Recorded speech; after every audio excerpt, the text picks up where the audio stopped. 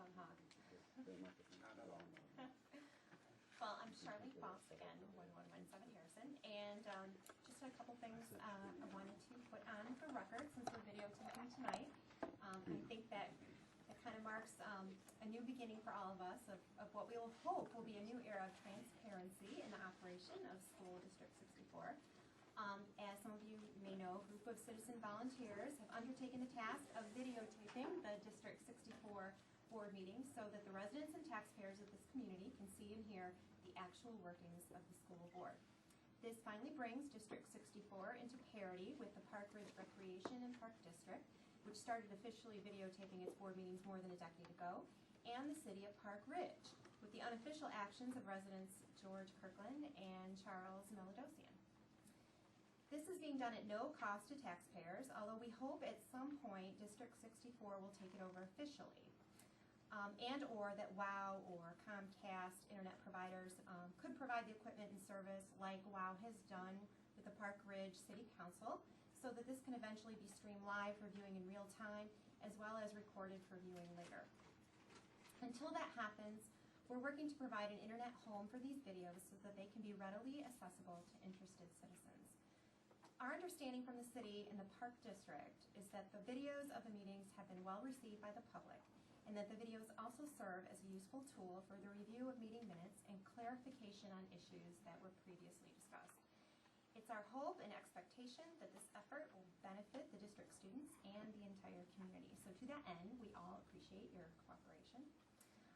I'd like to thank Marshall Warren for doing the videotaping this evening, and I'm hoping that perhaps the board might entertain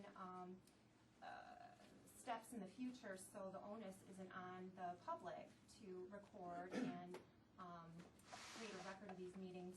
I have an article here from the Journal from June 17, 2011 that talks about how WOW has undertaken to record the Park Ridge City Council meetings. They've done all that at a total contribution of time and effort that's estimated to be $50,000, which is wonderful. I know similar things have been done with school districts in Elmhurst and Wilmette, and from discussions with WOW, from what we understand, is they have approached the school districts here in Park Ridge and offered similar services. So if that's something that the district could consider, then that burden again would be taken off of us, and I think that would just better serve all of us constituents that support you. So I hope you can take that into consideration. And just a couple more questions and notes on transparency, since that's kind of the theme tonight with the video running. I was wondering if there's a way to make the agenda available a bit sooner online to the residents. And I brought this up at the July 11th meeting. It wasn't posted until the night before. And we had that issue again this past weekend where it was posted Sunday, and then the documents were only uploaded today, at least from talking to some of my neighbors. That's what I found out. And I think it would be much better if the community knew ahead of time what issues the board was going to look at, so we could prepare if it's something near and dear to our hearts, or we have something to say about it, or affects us directly. We can arrange it sooner. We can come home from work early. So it's really important that we know ahead of time what those things are, and I think that's a pretty reasonable request. So I'd like it if the board could consider that. The only other thing I wanted to raise right now is the budget, which is I know been in the works for a while. I have some of the milestones as it's kind of worked its way through the board and been put together. It was on the agenda for tonight originally on the draft, but it was scratched from tonight's meeting. I'm not sure why we're not talking about the budget, but from what I can see, from what's been posted online, there's a public hearing that's been scheduled on September 26th to talk about the budget. The public hearing is set to start at 7:20. Is that right? September 26th. And then the regular or general meeting is scheduled to start at 7:30, and I know you're very generous with letting the public comments run as long as they need to be, but adoption of the budget is the first item on the agenda right after the public hearing. So my question is, if the public has questions or objections or input or suggestions to the budget, how is it that those will be undertaken with any serious thought or taken under advisement, I guess, when the next item on the agenda is to pass the budget. Doesn't really give me a lot of time, I know, speaking personally, to answer all of the questions I have about the budget. So is there going to be a process where we can ask questions to understand it? We can make suggestions, recommendations, especially with some of the projections going out, not just this next year, but the next 2 years, 3 years, because we too in the community also want a sound financial plan. I know that was one of the 4 board goals that you set at your recent retreat. So I think there's a lot that could be talked about there. So when will that opportunity be? Because I don't think from 7:20 to 7:30 or whenever that meeting starts on the 26th is really going to give us that opportunity. So my suggestion is to create a public hearing, put it on the agenda for some time before September 26th so we can all interact and be involved. Or maybe we can make room for it before September 26th. Thanks. Thank you. And just to respond, there were a number of points in there, and thank you all, well taken. First of all, let me say, as far as the videotaping, thank you to those who are doing the videotaping this evening. I agree with you. I would like to see us at a point where we are able to do the videotaping ourselves, or have somebody who is not a ad hoc volunteering group have to bear the burden of doing the videotaping. I'd particularly like to see us at a point where we are able to host the resulting videotape, so that there's an obvious place for people in Park Ridge and Niles to look for it, rather than having to know by knowing somebody as to where they ought to go to look for the video. You are doing a good service by making sure that this stays there at the top of our list of things to do. We're going to try to get expeditiously to a point where this doesn't need to be done on an ad hoc basis. As far as the agenda, I will make sure to talk to Dr. Bender and Ms. Tran and figure out kind of what the best practice ought to be for getting the agenda and the reports posted, and I'll get back to you on that. And as far as the budget goes, I think you correctly identify that we follow a process of budget adoption that spans over a long period of time, from the initial development of parameters that the board gives to the administration to put into a budget, to the first couple of drafts of a budget, to a tentative budget that's kind of officially sent out for comment, and then final adoption of the budget in September.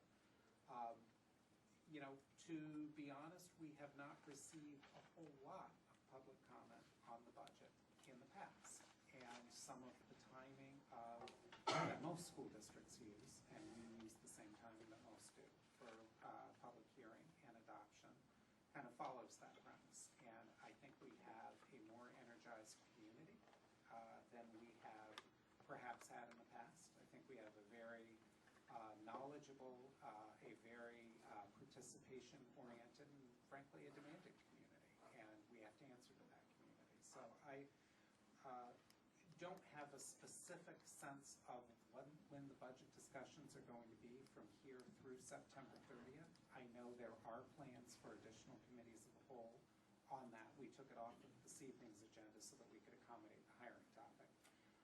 But it will come back, and we will work to make clear for the public kind of what that time frame is going to look like from now to September 30th, so that people know what to expect. So, I think we do have a discussion tentatively scheduled for September 12th, and but we'll be looking at that as we set the next few agendas as well.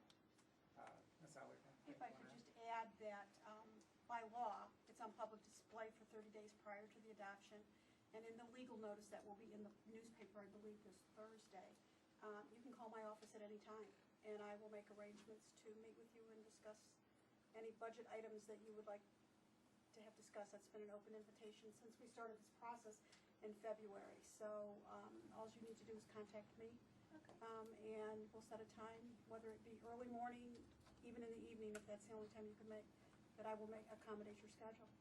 Great, thank you. The other thing that I would add on the agenda topics, don't we publish end of our meeting? Yeah, we do a number of things, and I think it's maybe worth taking a moment to talk about what we do. And then obviously we will, in the spirit of continuous improvement, look at whether that makes, that's, whether there are other things we ought to be doing. But you're right to point out, Mr. Young, that at the end of each one of our agendas, we do have bullet pointed what we think are likely to come up on the next agendas.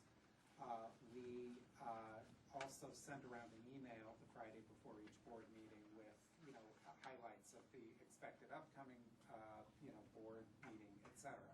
I think it's a fair question, though, are we doing enough and are we doing it soon enough? And you're right, one of our board goals is to look at transparency and communications issues, and that's exactly the kind of question we need to be asking ourselves. And just for the record, the board does not get the agenda with all the attachments till we get home from work on Friday evening. So the board doesn't have that much time ahead of when the public gets the agenda. And I think that's just a matter of, they want to be as up to date as possible on the information that's going to be discussed at the Monday night meetings. Right. I would hope that policy would change too. So. Yeah. Well, there's always been a balance in that, I think all of us as board members would love to have our board packets earlier. On the other hand, we like our board packets to have the most current information. And, during the school year, when we tend to meet about 2 weeks apart, it creates a lot of pressure on administrators to, essentially, if tonight's the board meeting, they can expect another one 2 weeks from now. Currently, they need to be done, they've got basically a week and a half to do any research or any work that we ask them to do before the next one. Obviously, if you want the board packets earlier, they'll have less time to do that. So it's a balance. And, since I've been on the board, I can think of one other occasion where we seriously asked ourselves the question of whether we wanted to move things up. That time we decided not to, but this board may have a different view of it. So, that's certainly a fair question. Ms. Trey? I would just like to comment that the agendas are always posted on the Friday before the board meeting, and they're posted online. They're also posted outside the District 64 offices and wherever the meeting is going to be held. And we do have something called the e-news, which is an email blast sent out on Friday that's an open list anyone can subscribe to that gives a short summary of the agenda so you can prepare in advance. And it gives the accurate information about the meeting time and location and so forth. So it's just a handy, quick thing to do, and you can sign up for it via our website right on the homepage. Thank you. And just one other response, and this has to do with the videotaping. District 64 has been researching, and I think you have to understand this does not come without a cost. So Ms. Bresnahan is going to have you address some of the issues and some of the things that you've come up with in researching. Sure. We've contacted a number of other districts who are currently videotaping and looking at how they're doing it as far as what equipment they use, and then how what they're doing as far as production time with the video itself, and then how are they posting it. Are they hosting it on their own site or finding a